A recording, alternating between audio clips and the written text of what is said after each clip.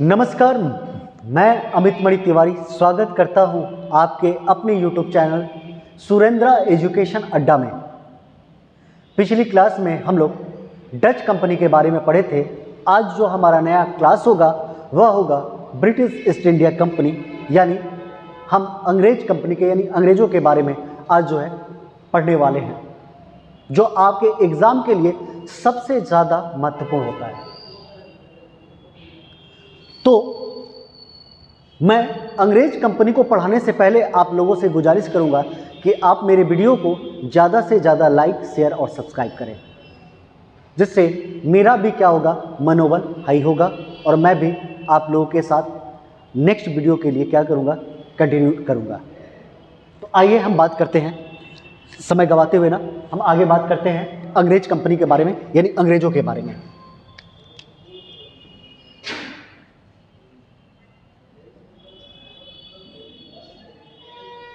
अंग्रेज,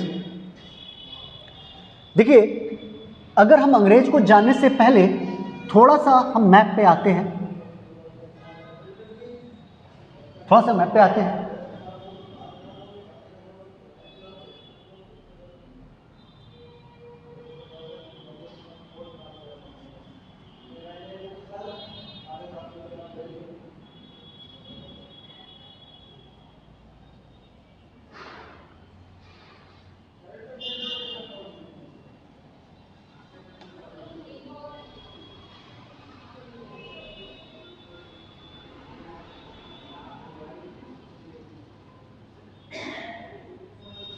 देखिए, यह जो है यूरोप है,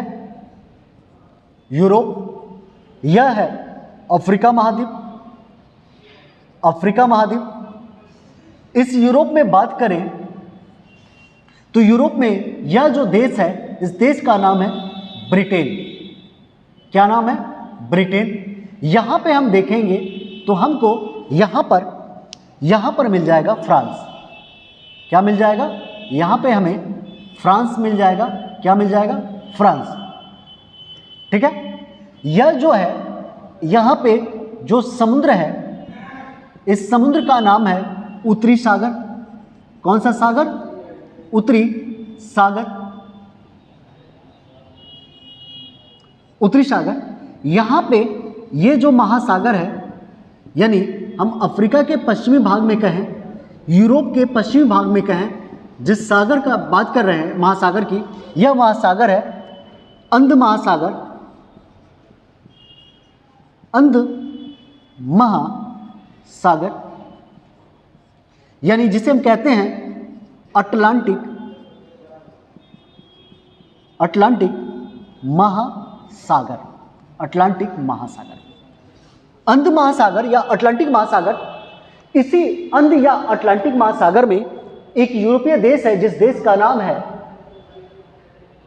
ब्रिटेन। और यह ब्रिटेन विश्व के अधिकतर देशों पर इसने क्या किया, अपना उपनिवेश स्थापित किया, अपना कॉलोनी बसाया। यानी यह ब्रिटेन विश्व के बहुत सारे देशों पर व्यापार के द्वारा ही क्या किया, अपना प्रभुत्व स्थापित कर लिया। तो आज जो हम पढ़ेंगे वह पढ़ेंगे ब्रिटेन के बारे में, यानी अंग्रेजों के बारे में। हम इसके बारे में पढ़ेंगे। अंग्रेज जो थे, जितने भी यूरोपीय कंपनियां आए, उन सारी यूरोपीय कंपनियों को अंततः खदेड़ दिया, भारत से भगा दिया। और भगाने में जिसका सबसे बड़ा योगदान था वह थी इसकी नाविक शक्ति का सबसे ज़्यादा स्ट्रांग होना, मजबूत होना। यानी इस ब्रिटेन की जो नाविक शक्ति थी वह सबसे ज़्यादा क्या थी, मजबूत थी। ब्रिटेन की नाविक शक्ति सबसे ज़्यादा मजबूत होने के कारण ब्रिटेन क्या करता है, भारत पर नियंत्रण कर लेता है। भारत के साथ साथ विश्व के कई देशों पर यह क्या कर लेता है, नियंत्रण कर लेता है।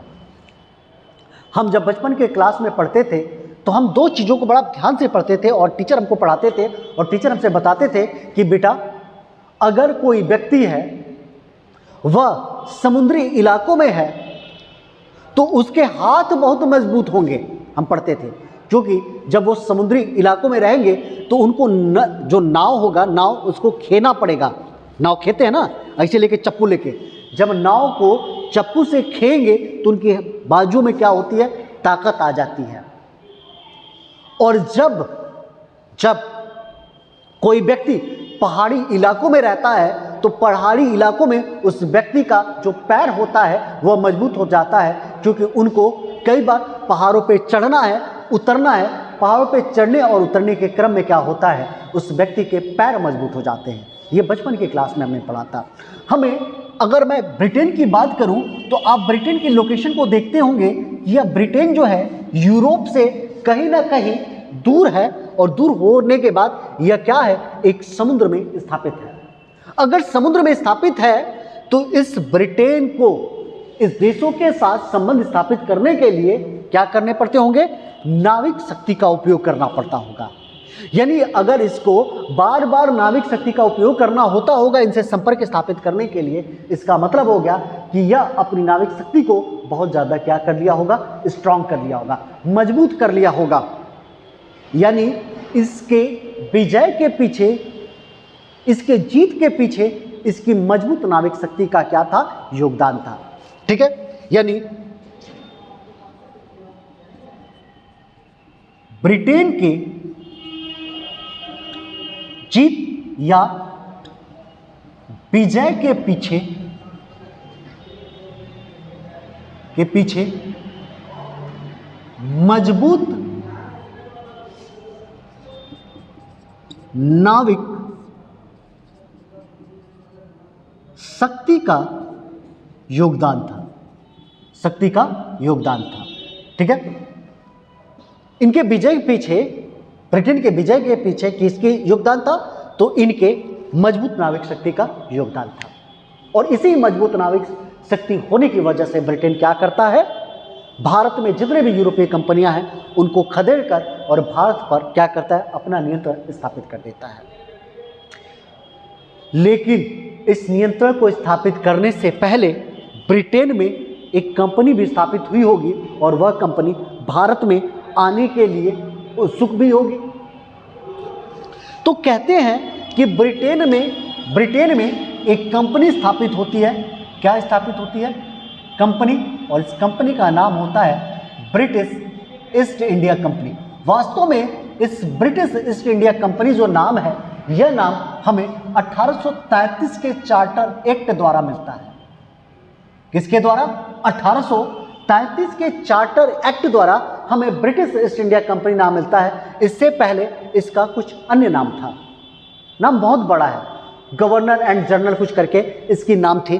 तो इस कंपनी का जो नाम है ब्रिटिश ईस्ट इंडिया कंपनी कब पड़ता है, तो 1833 के चार्टर एक्ट द्वारा। तो हम यहाँ पे बात करेंगे साधारणतः ब्रिटिश ईस्ट इंडिया कंपनी के बारे में। इस ब्रिटिश ईस्ट इंडिया कंपनी की स्थापना 1599 में कुछ व्यापारियों द्वारा किया जाता है। ठीक है, क्या होता है, 1599 में इस कंपनी की स्थापना कुछ व्यापारियों द्वारा क्या होता है, कर दिया जाता है। उस समय महारानी थी एलिजाबेथ। कौन थी, एलिजाबेथ। कंपनी की स्थापना के समय ब्रिटेन की जो महारानी थी, महारानी एलिजाबेथ थी। अब ध्यान से सुनना, दो प्रश्न बहुत बार बार पूछे जाते हैं। एक पूछा जाता है कि 1857 की क्रांति के समय ब्रिटेन की महारानी कौन थी, और जब ब्रिटिश ईस्ट इंडिया कंपनी की स्थापना हुई थी उस समय ब्रिटेन की महारानी कौन थी। ठीक है, जरा ध्यान देना, मैं दो प्रश्न कर रहा हूं। एक प्रश्न कर रहा हूं ब्रिटिश ईस्ट इंडिया कंपनी की स्थापना, एक प्रश्न कर रहा हूं 1857 की क्रांति। 1857 की क्रांति, ब्रिटिश ईस्ट इंडिया कंपनी की स्थापना के समय अभी मैंने बताया महारानी कौन थी, एलिजाबेथ, और 1857 की क्रांति के समय महारानी थी महारानी विक्टोरिया। कौन थी, विक्टोरिया। अब बच्चा कंफ्यूज हो जाता है कि महारानी एलिजाबेथ 1857 के समय थी या ब्रिटिश ईस्ट इंडिया कंपनी के समय थी। कंफ्यूज हो जाता है एलिजाबेथ और विक्टोरिया में, ये कई बार बच्चा। तो ध्यान दीजिएगा, सबसे पहले कंपनी की स्थापना हुई, उसके बाद 1857 की क्रांति हुई। तो याद करने का सबसे बेस्ट तरीका है, इनका पकड़ लेते हैं ए और इनका पकड़ लेते हैं वी। पहले ए आया या वी आई? तो आप बताएंगे नहीं सर पहले ए आया, यानी ए जो है ए फॉर एलिजाबेथ, और ये एलिजाबेथ थी 1857 ब्रिटिश ईस्ट इंडिया कंपनी की स्थापना के समय थी। फिर बचा लास्ट में कौन आया? 1857, और लास्ट में यहाँ पे कौन आया? वी आया, यानी वी से विक्टोरिया।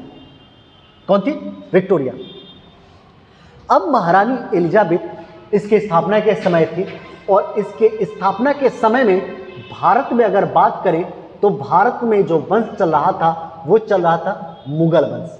कौन चल रहा था? मुगल वंश। और मुगल वंश के जो सम्राट थे वो मुगल वंश के सम्राट इस समय थे अकबर। कौन थे? अकबर।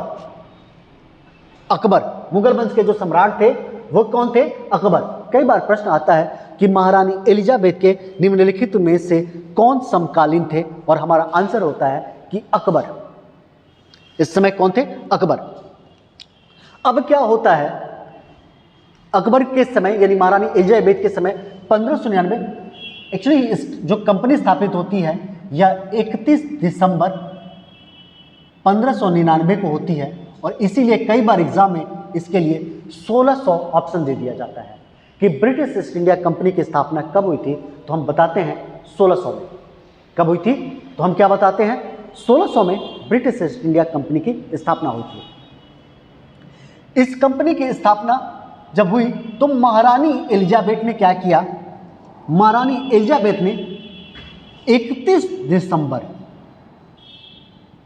एक साल बाद 31 दिसंबर 1600 को एक चार्टर प्रदान किया, एक कानून प्रदान किया, एक अधिकार प्रदान किया, और अधिकार के तहत महारानी एलिजाबेथ ने कहा कि आप जो कंपनी है यह पूर्वी देशों के साथ, किसके साथ? पूर्वी देशों के साथ 15 वर्षों के लिए व्यापार कर सकते हैं। कितने देश? पूर्वी देशों के साथ कितने वर्षों के लिए? 15 वर्षों के लिए क्या कर सकते हैं? व्यापार कर सकते हैं। कितने वर्षों के लिए? 15 वर्षों के लिए व्यापार कर सकते हैं। यह किसने कहा? यह कहा महारानी एलिजाबेथ अपने घोषणा पत्र में। बात क्लियर? अब देखिए, इस कंपनी की देख रेख के लिए एक ब्रिटेन में ही बोर्ड ऑफ डायरेक्टर का निर्माण किया गया। इस बोर्ड ऑफ डायरेक्टर में कुल जो सदस्य थे, इसमें एक निदेशक जो हेड हुआ करते थे, एक उपनिदेशक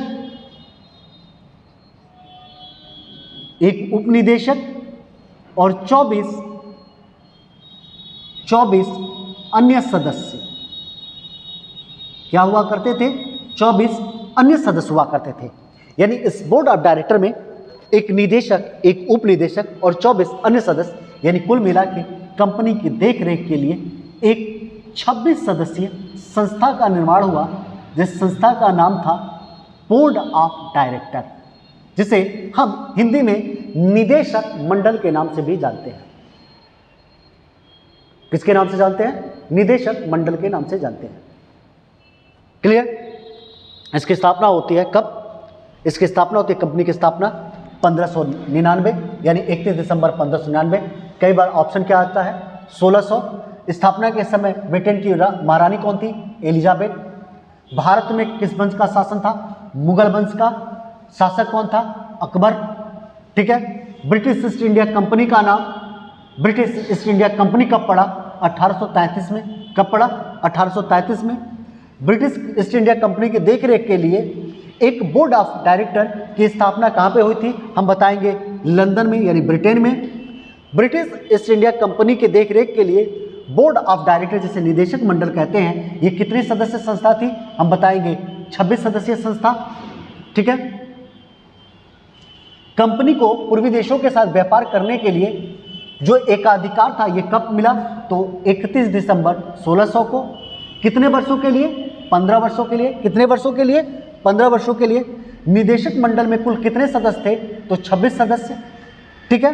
कौन कौन होते थे निदेशक मंडल में? एक निदेशक, एक उपनिदेशक और 24 अन्य सदस्य, 24 अन्य सदस्य। क्लियर? अब ध्यान दीजिएगा, महारानी एलिजाबेथ और अकबर। एलिजाबेथ की मृत्यु जो है 1603 में हो गई और अकबर की मृत्यु 1605 में हो गई। एलिजाबेथ की मृत्यु के बाद जो वहां के ब्रिटेन के साम्राज्य बने वो जेम्स प्रथम बने। कौन बने? जेम्स प्रथम। अकबर के मृत्यु के बाद इनका जो बेटा कौन बना? जहांगीर शासक बना। कौन बना? जहांगीर। हाँ, किसका शासक बना? मुगल वंश का। ठीक है, शासक कौन बना? मुगल वंश का जहांगीर शासक बना। अब ध्यान दीजिएगा, जहांगीर शासक बनता है। अब भारत में जो है ब्रिटेन से कुछ कंपनी के दल आएंगे और उन दल के बारे में हमको क्या करना है? बात करना है। किसके बारे में? दल के बारे में। इसको हटाता हूं मैं।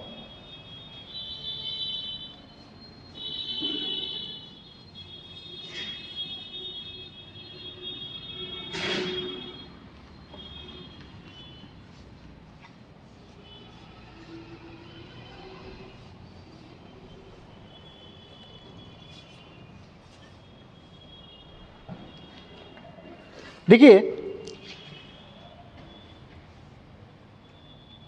भारत आने वाले अंग्रेज दल, ठीक है, भारत आने वाले अंग्रेज दल, हेडिंग आप डाल देंगे। और भारत आने वाले इस अंग्रेज दल में हम दो दल के बारे में पढ़ेंगे और ट्रिक रहेगा, हमारा ट्रिक रहेगा हाथ। क्या ट्रिक रहेगा? हाथ। और ये दोनों दल जो है हाथ है, ये आएगा जहांगीर के दरबार में।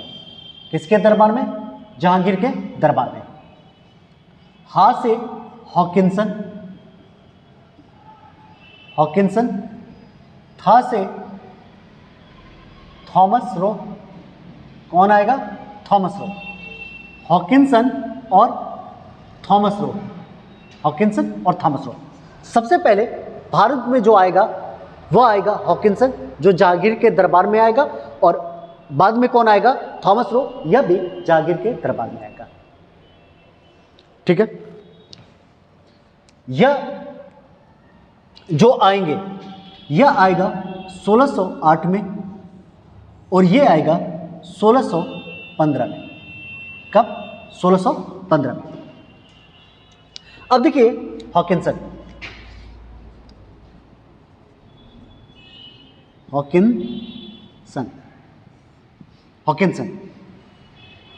कब भारत आता है?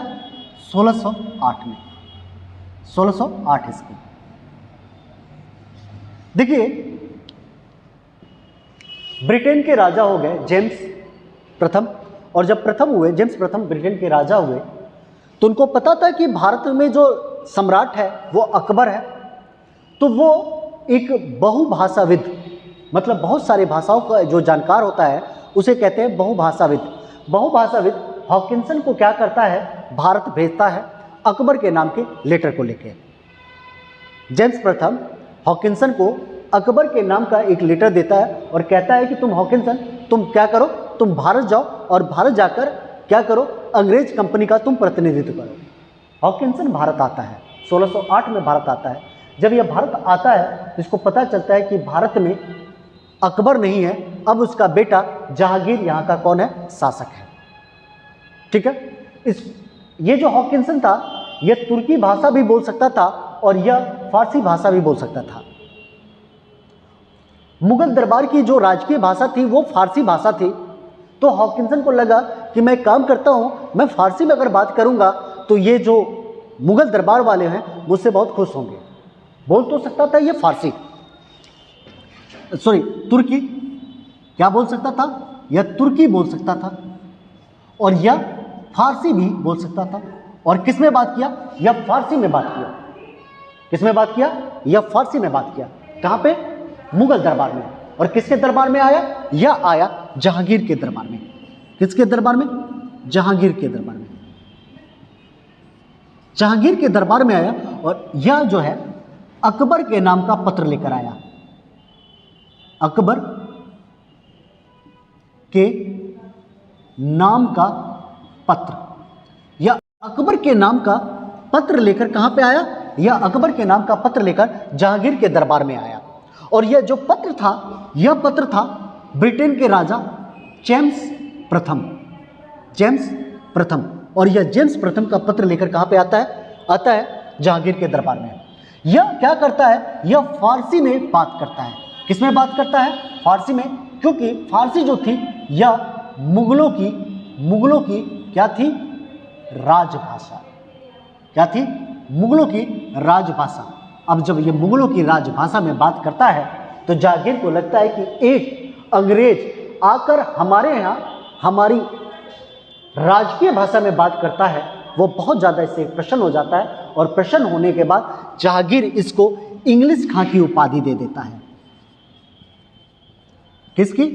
इंग्लिश खां की उपाधि क्या मिल जाती है? इंग्लिश खां की उपाधि कौन देता है? जहांगीर दे देता है हॉकिंसन को। और हॉकिंसन को 400 का मनसब भी प्रदान कर देता है। कितने का मनसब? 400 का मनसब भी प्रदान कर देता है। और प्रदान करने के बाद इस जहांगीर ने हॉकिंसन से कहता है, ठीक है तुम एक काम करना, तुम जो है भारत में तुम अपनी फैक्ट्री सूरत में खोल सकते हो। लेकिन पुर्तगालियों का वर्चस्व बहुत ज़्यादा था भारत में, और पुर्तगालियों के विरोध करने के बाद जो जहांगीर है वह हॉकिंसन से इस प्रस्ताव को वापस कर लेता और कहता है कि तुम सूरत में क्या करो, फैक्ट्री नहीं खोलोगे, तुम चले जाओ दक्षिण में मछलीपट्टनम में। अब ये क्या करते हैं, ये जो अंग्रेज होते हैं, ये अंग्रेज आ जाते हैं दक्षिण में, और दक्षिण में जिसे कहते हैं मछलीपट्टनम, मछलीपट्टनम के नाम से भी जानते हैं, मछलीपट्टनम। इस मछलीपट्टनम में ये क्या करते हैं, 1611 में अस्थायी कारखाना खोल देते हैं। कौन सा कारखाना? अस्थायी। पूछा जाता है कि अंग्रेजों का अस्थायी कारखाना कहाँ पे खोला गया था, तो हम बताते हैं अंग्रेजों का अस्थायी कारखाना जो था वह खोला जाता है मछलीपट्टनम में। अब देखिए, एक अंग्रेज अधिकारी था जिसका नाम था थॉमस वेस्ट। नाम क्या है? Thomas waste. थॉमस वेस्ट क्या करता है? 1612 में, देखिए आपके किताब में 1611 मिलेगा और मैं यहाँ पे 1612 की बात कर रहा हूँ। 1612 में थॉमस वेस्ट, क्योंकि आयोग 1612 को ही माना है, 1612 में थॉमस वेस्ट क्या करता है, पुर्तगालियों को गुजरात में एक जगह है स्वाली के